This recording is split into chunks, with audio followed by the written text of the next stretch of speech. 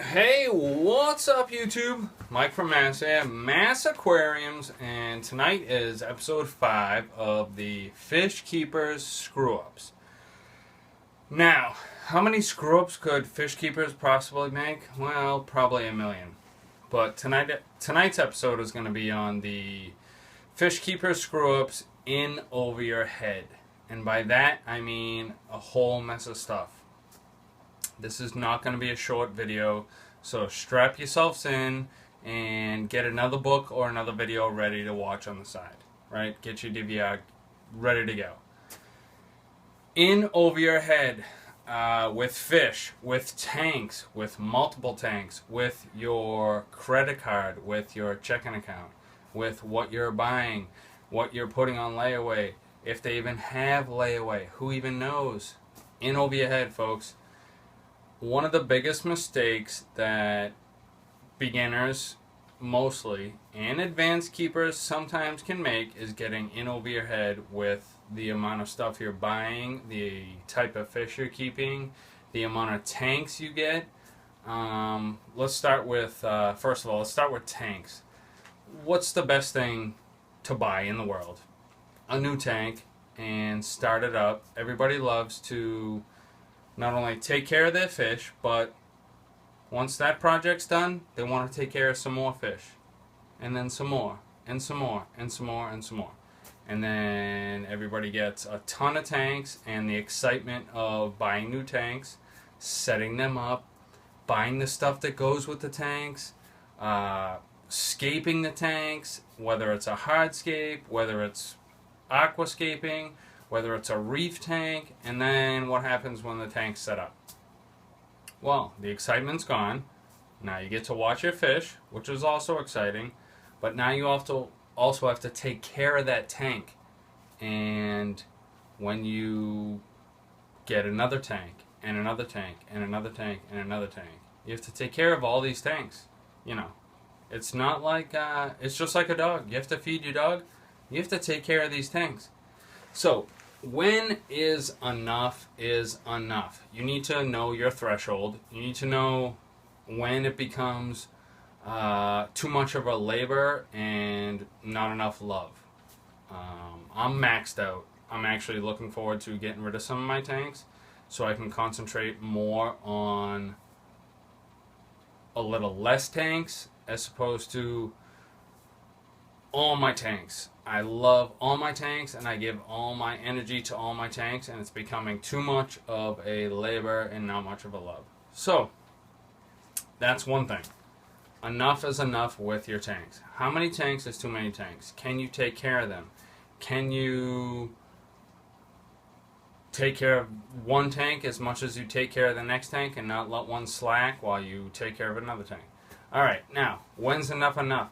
When are you in over your head for fish? Now, I've also done this. There are easy fish, platies, goldfish. You know, I'm not going to get into who thinks what is what, but I know one fish is the Mandarin Dragonet that I got in over my head. I was like, yeah, I can take care of this fish. I got a few pods. I'm going to feed this fish live brine. He's eating flakes or he's doing this and I'm gonna coax him and blah blah blah. Guess what? 6 weeks into it, I thought I was the man and he hit the bucket. Died. I was away for 2 days. I don't know, it could have been because I didn't feed him for 2 days, or I just wasn't patient enough to have an established reef tank like everybody tells you to do. You think you can do the impossible. When are you in over your head with fish? I was in over my head with that fish. I thought I could do it. I couldn't. I didn't listen to all the advice that advanced reef keepers have, and I got a Mandarin thinking I could do with him, and he died. He paid the price of my error. I was in over my head with that fish. Now, there's plenty of fish out there that you can get in over your head with. It doesn't have to be a reef fish, or it can be a saltwater fish, freshwater fish. There's plenty of fish that fish keepers, especially beginners, they go to the store, they say, I want this fish, and they buy it, and they do their research after they already have the fish, and they're in way over their head. And before you know it, they're trying all sorts of things to keep this fish alive. They have it in a 20, it really needs to be in a 75, and then, the shit hits the fan. So, that's another fish keeper screw up, in over your head, buying the wrong fish without doing the research.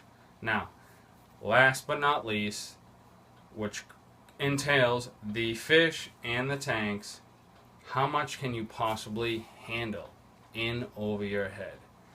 Everybody wants all these tanks. Everybody wants different types of tanks.